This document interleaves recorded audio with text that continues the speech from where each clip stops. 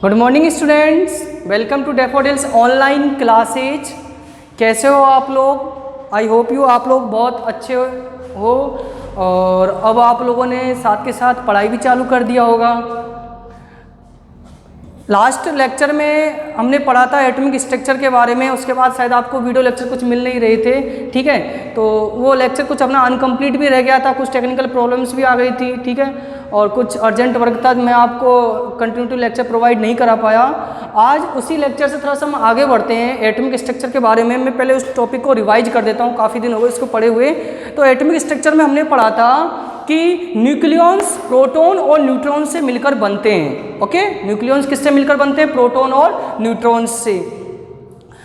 Proton आपका positive, neutron neutral होता है, यानी न्यूक्लियॉन्स पर पॉजिटिव चार्ज रहता है, ठीक है। फिर उसके बाद एक साइंटिस्ट आए नील्स बोर, जिन्होंने बताया कि न्यूक्लियॉन्स के चारों ओर ऑर्बिट रहते हैं, एक गोल घेरे से रहते हैं जिसको ऑर्बिट उन्होंने नाम दिया और बताया कि जिस पर इलेक्ट्रॉन प्रेजेंट रहते हैं।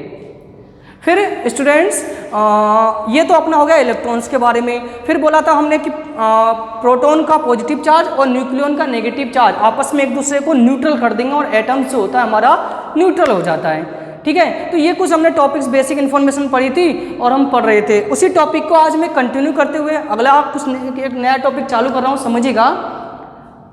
स्टार्टिंग जो आपको पहला लेक्चर मिला था उसमें मैंने कुछ आपको एलिमेंट्स के बारे में बोला था कि 1 से 20 तक मैंने एलिमेंट्स लिखे थे और आपसे बोला था मैंने कम से कम आपको 30 लर्न करना है। और आई होप यू आप लोगों ने लर्न भी कर लिया होगा और पढ़ाई भी चालू कर दिया होगा, ठीक है। तो इसी थोड़ा सा टॉपिक को कंटिन्यू करते हैं हम कि एलिमेंट्स में हमें पता लगाना है उसमें प्रोटॉन कितने हैं, न्यूट्रॉन कितने हैं, इलेक्ट्रॉन कितने हैं। तो कैसे पता चलेगा किसी भी एलिमेंट्स को हम कैसे पता लगाएंगे? तो उसके लिए एक फॉर्मूला बनाया गया है, एक फॉर्मूला डिनोट किया गया है x नीचे z और a, ठीक है। ये सिंबल के रूप में हम इसको अप्लाई कर सकते हैं। यहाँ पर जो x है आपका वो एलिमेंट को रिप्रेजेंट करेगा, जो आपका यहाँ पर x है वो आपका एलिमेंट को रिप्रेजेंट करेगा। जो आपका Z है, यहाँ पर Z मैंने लिखा है, वो एटॉमिक नंबर याद है, जैसे हाइड्रोजन फर्स्ट पर, हीलियम सेकंड, तो वो उसका एटॉमिक नंबर है, तो एटॉमिक नंबर को रिप्रेजेंट करेगा। थर्ड जो इसका पॉइंट है A, वो आपका एटम्स के मास नंबर को रिप्रेजेंट करेगा। अब यहाँ पे आपके सामने एक सोचने वाली बात है, मास नंबर क्या है? तो मास नंबर के बारे में अपन नेक्स्ट वीडियो में पढ़ेंगे। मास नंबर के बारे में आपको डिटेल से बताऊँगा क्या होते हैं, लेकिन फिलहाल अपन को ये ध्यान रखना है कि A जो आपका है वो मास नंबर है, ठीक है। तो ये आपका हुआ, ठीक है। अब समस्या ये है कि प्रोटॉन हमें कैसे पता चलेगा, समझिएगा।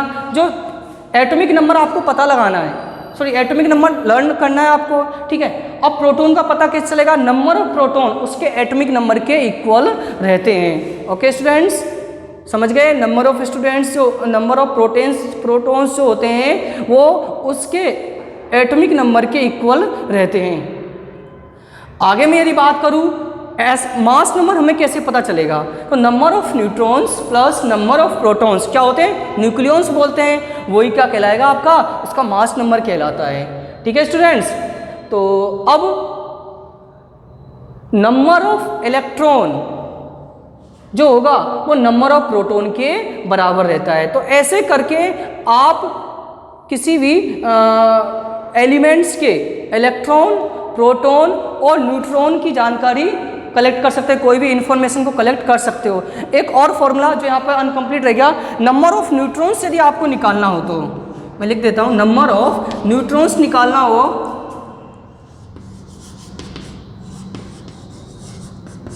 तो उसका फॉर्मूला होगा मास नंबर माइनस Z क्या है आपका एटॉमिक नंबर, माइनस कर देंगे तो न्यूट्रॉन आ जाएगा। तो किसी भी एलिमेंट्स का प्रोटॉन उसके एटॉमिक नंबर के इक्वल होता है, उसका मास नंबर उसके प्रोटॉन और न्यूट्रॉन के सम ऑफ के इक्वल होता है, और उसका जो न्यूट्रॉन होगा उसके मास नंबर में से जब उसको एटॉमिक नंबर मास नंबर में से जब उसका एटॉमिक नंबर या प्रोटॉन को सब्ट्रैक्ट करेंगे तो आपका न्यूट्रॉन्स आ जाएगा, और इलेक्ट्रॉन जो होता है प्रोटॉन के इक्वल रहता है। आई होप यू आप लोगों को समझ में आ रहा होगा टॉपिक का सा। 9th वाले उनके लिए फर्स्ट टाइम है, तो वो लोग भी तो ध्यान से समझेंगे इन टॉपिकों को। आपके लिए फर्स्ट टाइम है, पहली बार आप इलेक्ट्रॉन, प्रोटॉन, न्यूट्रॉन के बारे में सुन रहे हो, तो आपको केयरफुली तरीके से आराम से इन टॉपिकों को क्लियर करते हुए जाना है, ठीक है। तो स्टार्टिंग टाइम में जैसे जैसे आपकी हायर क्लासेज में जाते जाओगे आपके टॉपिक बढ़ते जाएंगे, ठीक है। तो एक मैं इसी पर मैंने क्वेश्चन तैयार किया है, समझिएगा।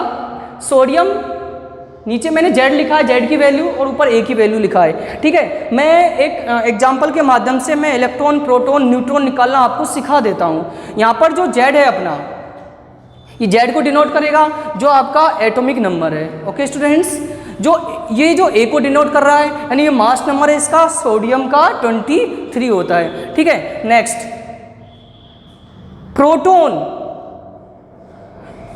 11 है। कैसे पता चला? मैंने बताया था नंबर ऑफ प्रोटॉन उसके एटॉमिक नंबर के इक्वल होते हैं, तो एटॉमिक नंबर 11 है तो प्रोटॉन भी 11 ही होगा, यानी ये एटॉमिक नंबर के इक्वल रहता है। न्यूट्रॉन की बात करें, न्यूट्रॉन का फॉर्मूला होता है A-Z, समझे? A-Z अभी मैंने आपको बताया था। A आपका नंबर ऑफ न्यूट्रॉन्स निकालने का फॉर्मूला A-Z, A आपका मास नंबर है और Z एटॉमिक नंबर है, माइनस करेंगे। अब यहाँ पर A की वैल्यू कितनी है? 23। जो एटॉमिक नंबर है वो 11 है, जब सब्ट्रैक्ट करेंगे 23 में से सब्ट्रैक्ट किया तो आपका 12 आ गया। अब इलेक्ट्रॉन जो होगा वो उसके प्रोटॉन के बराबर होगा, यानी इलेक्ट्रॉन जो है इसमें 11 है। तो आप लोग एक क्लियर समझ गए होंगे कि प्रोटॉन 11 है, इसमें इलेक्ट्रॉन भी 11 है और न्यूट्रॉन इसमें 12 है। ऐसे करके हम किसी भी एलिमेंट्स के बारे में इन्फॉर्मेशन निकाल सकते हैं कि किस एलिमेंट्स में कितने एटम्स होंगे, कितने एटॉमिक नंबर क्या होगा, न्यूट्रॉन्स क्या होगा, प्रोटॉन क्या होगा, और वगैरह वगैरह जो भी इन्फॉर्मेशन है उन इन्फॉर्मेशन को हम कलेक्ट कर सकते हैं। तो और भी कई सारे एग्जाम्पल है, तो आप इससे कलेक्ट कर सकते हो। इसके बाद जो आपका एलिमेंट्स आता है, मिनिमम ये आपको 30 एलिमेंट्स लर्न होने चाहिए। कम से कम आपको लोगों 9th-10th क्लास हो तो मिनिमम, मैक्सिमम तो आप कितने भी 118 तक एलिमेंट्स होते हैं। कम से कम मैंने आपको पहली जो लेक्चर में बताया था कि 20 एलिमेंट्स मैंने आपको बोर्ड पे राइट कर दिए थे, उनके सिंबल भी आपको राइट करने थे, उनका एटॉमिक नंबर भी आपको राइट करना था। ठीक है, लेकिन 20 से कुछ नहीं होता है, कम से कम आपको 30 लर्न होना चाहिए। एटॉमिक नंबर क्या है, उनका सिंबल क्या है, उनका सिंबल जैसे सोडियम को Na से डिनोट करते हैं, डिनोट करेंगे अपन, हाइड्रोजन को S से करेंगे, हीलियम को He से, ऑक्सीजन को O से, तो ऐसे आपको 30 तक लर्न होना चाहिए। तो ये आपका टॉपिक था कि एटॉमिक स्ट्रक्चर में कि कैसे अपन इलेक्ट्रॉन, प्रोटॉन और न्यूट्रॉन निकालेंगे, कौन कौन से एटम्स में पार्टिकल्स कौन कौन से होते हैं, तो कौन कौन से होते हैं एटम्स में पार्टिकल्स, प्रोटॉन, न्यूट्रॉन और इलेक्ट्रॉन। ठीक है, न्यूक्लियॉन्स में क्या क्या प्रेजेंट रहते हैं, प्रोटॉन और न्यूट्रॉन प्रेजेंट रहता है। ठीक है, न्यूक्लियॉन्स पर पॉजिटिव चार्ज रहता है। ओके स्टूडेंट्स, उसके बाद जो उसके बाहर की तरफ एक ऑर्बिट प्रेजेंट रहता है। ठीक है, ये आपका न्यूक्लियॉन्स है और इसके चारों तरफ ऑर्बिट प्रेजेंट, इस ऑर्बिट को पर इलेक्ट्रॉन आपका प्रेजेंट रहता है। ठीक है, दोनों आपस में एक दूसरे को न्यूट्रल कर देते हैं। तो ये तो आपका आज का एटॉमिक स्ट्रक्चर था। उसके बाद और भी मैं कुछ बातें बताना चाह रहा हूँ, जैसा कि 10th वाले बच्चों की एग्जामिनेशन मैंने हर वीडियो लेक्चर में आपको बताते जा रहा हूँ। आपका एग्जामिनेशन का टाइम फिक्स रहेगा, जो मार्च में रेगुलर लगता आ रहा है एग्जाम, उसी टाइम पर आपका एग्जाम लगेगा। तो आप लोगों ने यदि अभी तक पढ़ाई चालू नहीं करी है तो पढ़ाई अपनी कंटिन्यू करते जाइएगा। ठीक है, क्योंकि पढ़ाई के बिना, मैं बार बार हर लेक्चर में आपको 2 या 3 लाइन इस पर बता रहा हूँ कि पढ़ाई के बिना कुछ भी यदि बोलेंगे कि हम आगे बढ़ जाएंगे तो वो ऐसा संभव नहीं मान सकते। इस पर यदि मैं कुछ आपको एग्जाम्पल भी बताऊँ मैं कि पढ़ाई से रिलेटेड कि एजुकेशन कितना इंपॉर्टेंट है हमारे लिए, तो आज का टाइम ऐसा आ चुका है, यदि हम ऑनलाइन एजुकेशन से नहीं जुड़ रहे हैं कि ऑनलाइन एजुकेशन में हमें प्रॉब्लम हो रही है, तो हम आपके लिए पहले छोटे छोटे वीडियो कॉन्सेप्ट लेके आ रहे हैं। मैंने पहले बोल दिया था आपको बुक लेके पढ़ना है, बुक में से आपको टॉपिक क्लियर हो जाएंगे।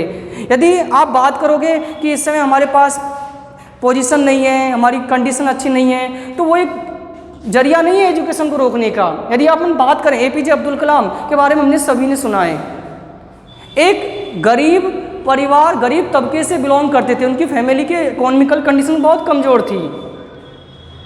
पढ़ा भी आप लोगों ने होगा कि कितने गरीब परिवार से, मछुआर परिवार से बिलोंग करते थे। ठीक है, और आज हमारे एक महान साइंटिस्ट हुए।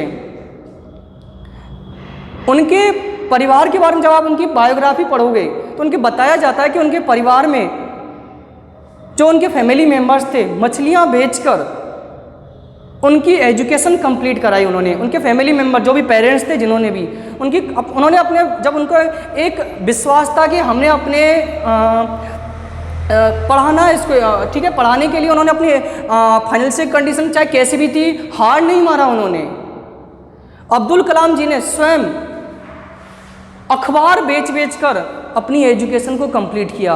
कभी भी उन्होंने गलत रास्ता नहीं सुना कि गलत रास्ते पे भटक गए, ठीक है, तो उन्होंने अपनी एजुकेशन को किसी न किसी तरीके से कंप्लीट किया। यदि आज वो उस समय परिस्थितियों से हार जाते तो आज हमारे भारत को एक महान साइंटिस्ट नहीं मिल पाता। दूसरी बात, एजुकेशन से मतलब हुआ, मेरा पेरेंट्सों से भी रिक्वेस्ट है कि आप कोऑपरेट करिए, नहीं करोगे तो हमारा कुछ नहीं होगा, आप अपने बच्चे का ही नुकसान कर रहे हो। क्योंकि एजुकेशन से यदि ज़्यादा लंबे टाइम तक हम हटते जाएंगे तो जो भी आपके बच्चों ने पढ़ा है पिछले टाइम, जो भी अब तक पढ़ाई करी है, कोई 6 या 7 8 महीने का गैप हो जाएगा तो हम उसको धीरे धीरे भूलते जाएंगे। और जब आप ऑफलाइन क्लासेज में जुड़ोगे तो हो सकता है आपको 1 2 या 3 महीने पुरानी चीज़ों को रिवाइंड करने में टाइम लग जाए। एजुकेशन सही जगह से हमें मिल रही हो, प्रॉपर तरीके से उसका हम अप्लाई कर रहे हो तो सक्सेस हो पाती है, ठीक है। हमने हमारे महाभारत में, रामायण में कई कालों में एजुकेशन के बारे में बताया गया था। कहते हैं रावण बहुत पढ़ा लिखा इंसान था, बहुत पढ़ा लिखा विद्वान था, हर प्रकार की उसने एजुकेशन को प्राप्त कर लिया था। समस्या ये थी कि उसने उस एजुकेशन को सही तरीके से अप्लाई नहीं किया, और अप्लाई नहीं किया तो जो जो उसने वरदान प्राप्त किए थे अलग अलग भगवानों से, वो सब सभी ने उसको साथ समय पर नहीं दिया। क्यों? क्योंकि उसने शिक्षा को गलत तरीके से ग्रहण किया था।